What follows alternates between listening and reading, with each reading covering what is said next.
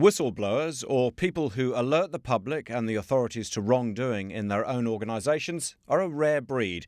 They struggle with conflicted loyalties. They risk a backlash from their own employers.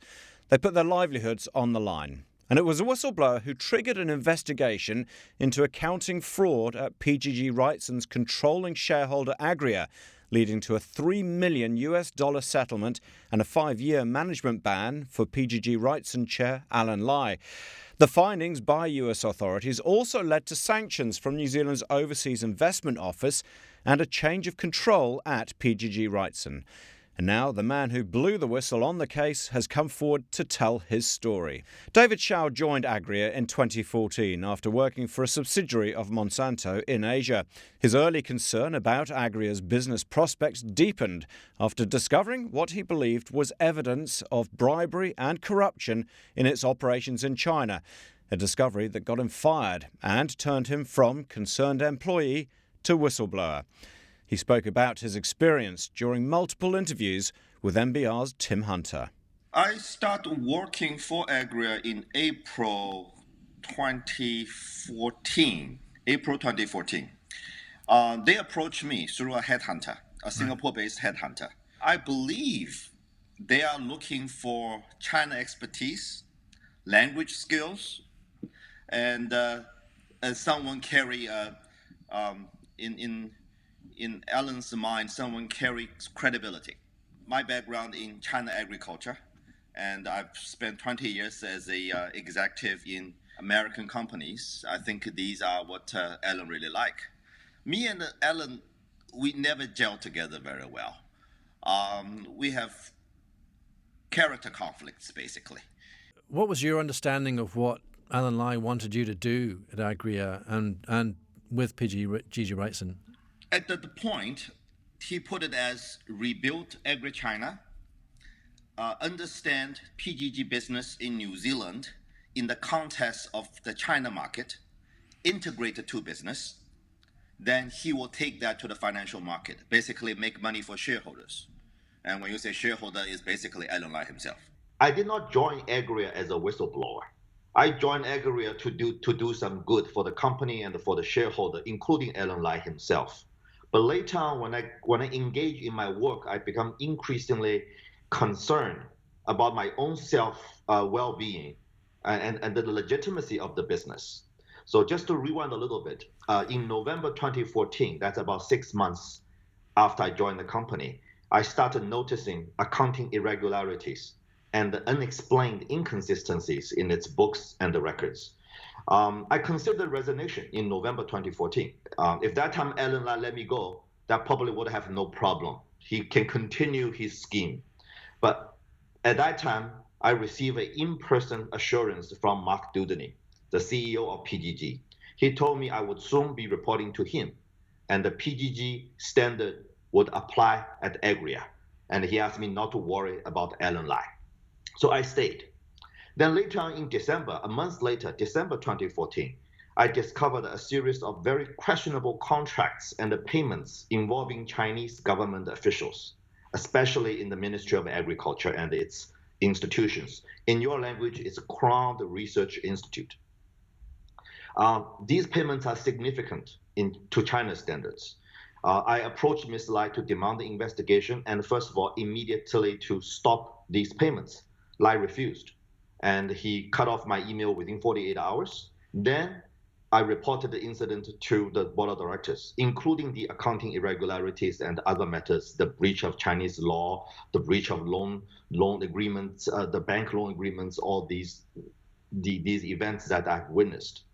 And then within 24 hours, I was terminated. I sent another email to the PGG, to the Agri board. Again, there's a lot of dual membership down there. I said, well, after informing you the case, I've been dismissed. And I think the issues I raised are serious enough and we should talk. And these directors were calling a meeting in Hong Kong. But at the same time, Alan's assistant took my passport away. Because I have my passport in my private office in Agri China. They seized off my office. They took my passport away. So I cannot travel.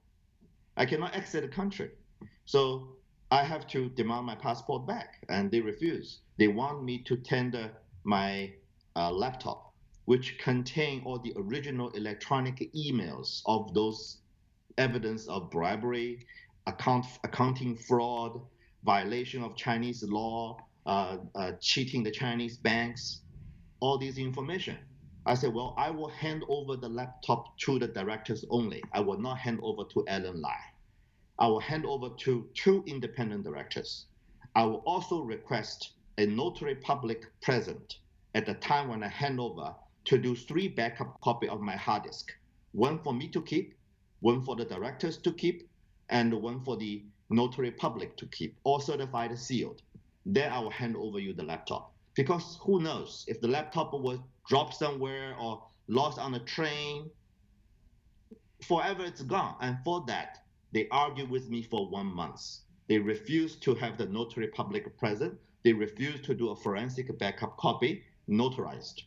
Then I said, well, is that because of cost? If it's a cost, I will pay.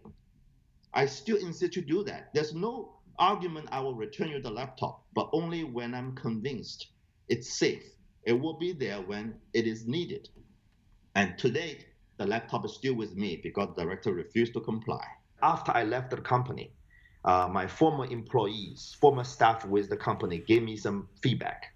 Said the weekend I was fired, the accounting department all came back to work. On that weekend, they were destroying records. They were shredding papers. They were erasing hard disks. And the server used to be based in Agria China Beijing office was being moved to Shenzhen, where Mr. Lai was based at the time. This is the first feedback. The second feedback was Mr. Lai, before he fired me, he called the former CFO who left the company 1 month, 2 months earlier than me, Mr. Patrick Zhang. Patrick Zhang was also a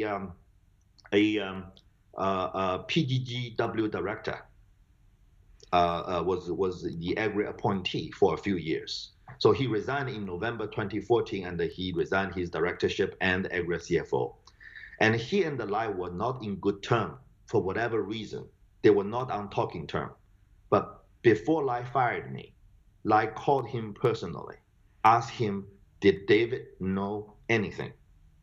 And he told Lai, David knew nothing. I only know this clip of conversation through some friends reached me.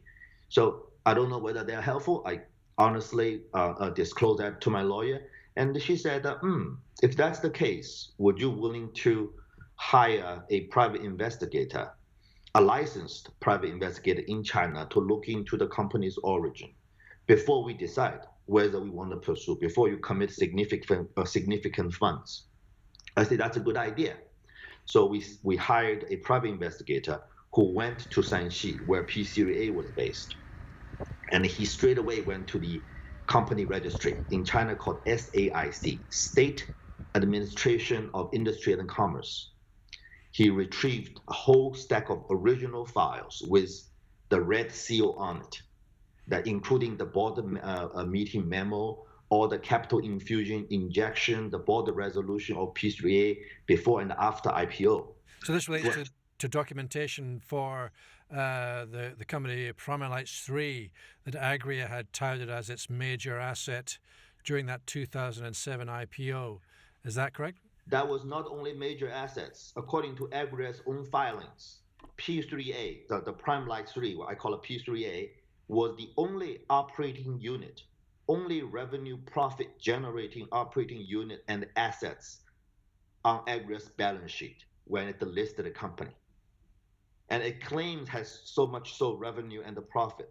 But my research, let me just call out to my calculation sheet. My research, the document that we received from the China company registry, we show in 2007, the year of IPO, the revenue was inflated by 1,419%. The profit, gross profit, was inflated by 3,045%.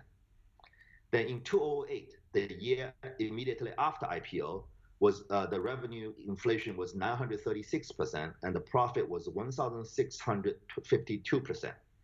And the 2008 the revenue inflation was by 845%, and the gross profits 1,462%. And in 2009, the revenue inflation was 591%, and the gross profit was 211%. Then after 2009, 2010, you all know what happened. What was the extent of the evidence that you provided to the SEC, and what happened when you brought it to them? I think we approached the SEC in April, but there was no response. Basically, acknowledge and receipt our report. Then I took over because when the lawyer, the lawyer's report was very high level, extremely high level, without the details, without connecting all these together. So I decided to jump in to work with them to come out with a second report. And that report was significant. I still remember the report was sent to them on Saturday, and I received a carbon copy. When I was reading that report on that sunny Saturday morning, I told my wife, whatever the outcome, I think Allen Lai is finished. So you're pretty satisfied with the way the SEC dealt with your information once you came forward and I was very impressed by the speed and speed with which they prosecute, they followed up, and the details.